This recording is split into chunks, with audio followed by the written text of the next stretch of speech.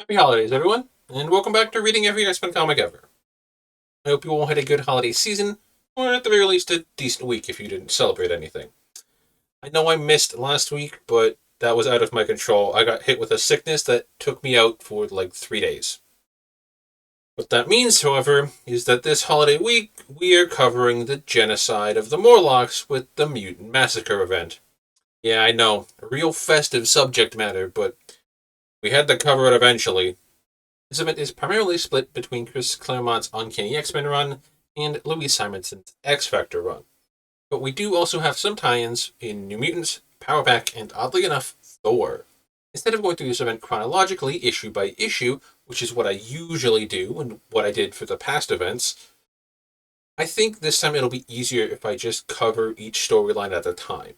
I'll start with Uncanny X-Men as it covers the meat of the event in issues 210 through 213, and New Mutants 46, which covers some of the aftermath. Power Pack 27 kind of bridges the gap between Uncanny and X Factor, so I'll throw that in the middle between the two before moving on and covering X Factor's plot. From there, I'll move on to the two Thor issues, as they tie in directly to the X Factor plotline and kind of work as an end to the event as a whole. We begin with the X-Men continuing their hunt for Rachel, and now a hunt for Kurt after the events of the previous night with their fight with Nimrod. They are successful on the Kurt front, finding him getting mobbed by bigots in a warehouse, but Rachel's trail goes cold. However, unbeknownst to anyone else, the Marauders have arrived in New York, and more specifically, the tunnels under New York, and begin the mission they've been hired to do. When the X-Men do eventually get word of what's been happening in the tunnels below, they are unprepared for the horrors they find and go in to save what Morlocks they can. Their confrontation with the Marauders results in Kurt getting knocked out into a coma, Kitty getting put in a permanent state of phase that gets worse by the minute, and Colossus killing Riptide. Wolverine stays behind while the others take the surviving Morlocks back to the mansion and continues the search in the tunnels for survivors, but finding Sabretooth instead.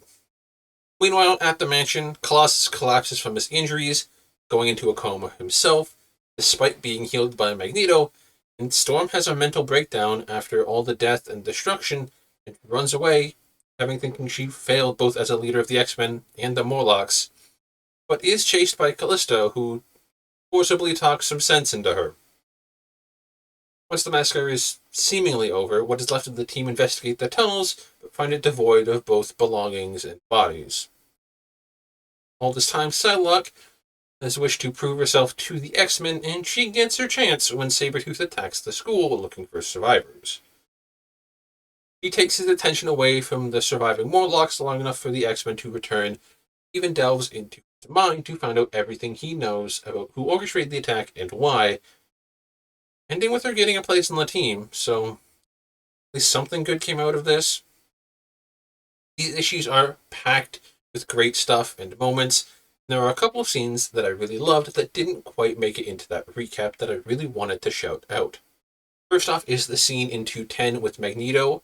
He arrives at the Hellfire Club while X-Factor are outside. Not only do I love that we get the reverse of this scene in X-Factor itself, but I also love that both X-Factor and Magneto recognize each other, but don't realize the other recognizes them. And I like the little detail that Mag thinks it's Madeline with Scott and not Jean. I also want to shout out the scene where Illyana, Kitty, and Peter all go to rescue Kurt from the mob in the warehouse. I think it's such a powerful scene and really speaks to their characters, defending him without resulting to violence or using their powers. After that, there's just a lot of little things, like Wolverine realizing that the OG X-Men are in the tunnels before they all get cut off from each other, and also the fact that this was a Mr. Sinister plan from the jump. I did not expect that. I thought that was a retcon from, like, down the line. New Mutants picks up right when the X-Men return to the mansion, and the New Mutants helping out with the aftermath in any way they can. But when Illyana and Jean go missing, the rest of the team go looking. This is when Warlock's father, Magus, decides to attack. I do appreciate that this issue exists, and that it does try to incorporate the New Mutants into this event in some way without putting them in a lot of danger. But it does just kind of feel like set up for their next big arc. Speaking of kids in danger, Power Pack, like I mentioned, kind of bridges the gaps between X Factor and Uncanny stories. At least enough for this video, anyways. The pack learns of the massacre in the tunnels thanks to Franklin Richards' powers, and they go looking for their friend Leech and to try and save him. They encounter Wolverine, setting him up to fight Sabretooth, and then they fight the Marauders before meeting up with X Factor, who then they hand off Leech and Caliban to. This issue was way better than I expecting. I wasn't expecting anything because it's the Power Pack. But if that's the quality of this issue, is that the quality of the rest of the series? Is Power Pack good, actually? The X Factor storyline is kind of interesting because they just kind of stumble onto what's happening to the Morlocks. They came down into the tunnels chasing after Rusty, Skids, and the Freedom Force. But they find something much, much worse. The Freedom Force get the hell out of Dodge, because why would the government lackeys care about anyone else but themselves? Leaving X Factor / the Exterminators to save whoever they can, including Rusty. Unfortunately for them, Artie, who's concerned for his only friend, decides to delve into the tunnels by himself to go back in and find him. This puts them up against the Marauders multiple times as they have to go back in to get Artie after they save Rusty. And the worst of these times is after Angel finds Artie, he is pinned to the wall and almost killed by a couple of the Marauders, only being saved by Thor. We will get there. The last crew that X Factor find before the Morlocks' home is scorched, we'll get there, are an offshoot of the main group called the Tunnelers, who are resistant to the Exterminators' help, especially once they learn they are actually X Factor. This leads them to sneak out of the compound and get into a fight with police and a gang that ends with pretty much all of the Tunnelers dying, one way or another, except for fucking Mask. Because why would he not die? I should also mention that maybe within hours after the Freedom Force left, Mystique figures out that the known mutant, Warren Worthington III, is backing the mutant hunting organization X Factor and decides to make that public info, turning X Factor's money, or more specifically, Warren's money and reputation. On top of that, Warren's girlfriend Candy walks in on him and Jean having a moment, which he doesn't even try to talk his way out of, and then after that, barely survives a Marauder attack, and he has to get his wings removed because of how much damage they sustained. If this was any other day, Warren is frontrunner for having the worst day ever. I don't even think Scott's had a day this bad yet. It's honestly impressive.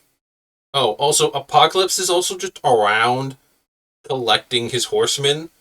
Obviously, he picks up Plague to be his pestilence, and then he just randomly grabs some veteran named Abraham, who can apparently make things blow up, as his war. This is obviously just building to the next arc, especially with Angel no longer having wings, because thanks to the movies, I know Angel gets turned into Archangel. I'm assuming that will be Apocalypse's death, which means we'll just need a famine. I guess we'll find out who that is eventually.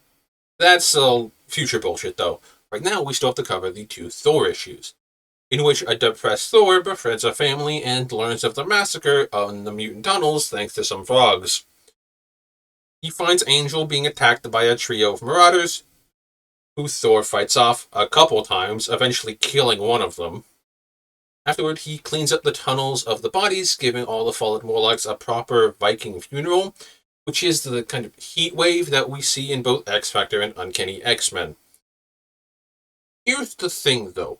The sentiment is nice, but it's kinda weird that you just do it and not tell anyone, not any of the survivors or even X Factor, about the specifics of what you're about to do.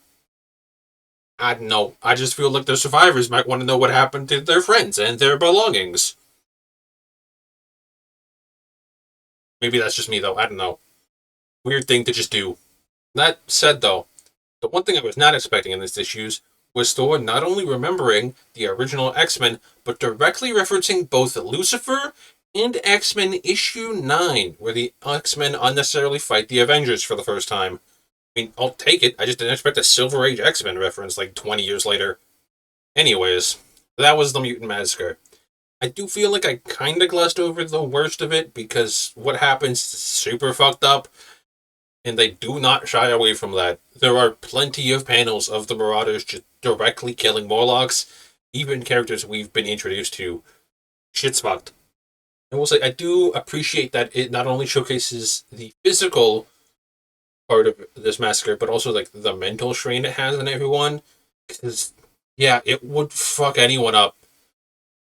Like Storm's mental breakdown is 100% justified. Because like, what the fuck else do you do when a group of people who you're supposed to lead just get fucking genocided? Because this event is so fucked up, and it doesn't shy away from that. I think that's what makes it the best event so far.